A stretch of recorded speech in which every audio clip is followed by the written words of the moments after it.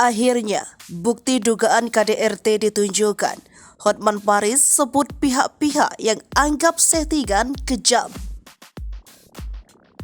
Vena Melinda menunjukkan hasil visum KDRT yang diduga dilakukan Ferry Irawan.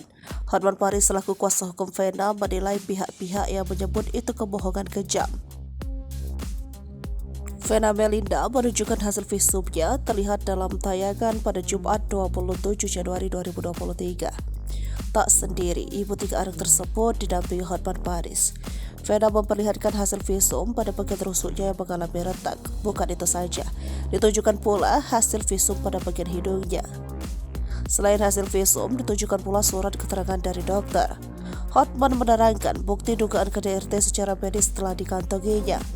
Lebih lanjut, ia mengatakan ada sejumlah saksi yang melihat darah ketika kejadian melalui sambungan video call. Lantas, Vena menceritakan bahwa Ferry Irawan sempat akan menghapus darah saat kejadian dugaan KDRT pada 8 Januari 2023. Sementara itu, dilansir dari Tribun Medan, Vena menolak tawaran bertemu dengan Ferry di Polda Jawa Timur. Pasalnya, Vena mengaku sakit hati dengan perlakuan suaminya itu. Demikian disampaikan oleh Kabid Humas Polda Jatim, Kombes Pol Dirmanto usai berkoordinasi dengan penyidik yang menangani kasus dugaan KDRT pada Kamis 26 Januari 2023.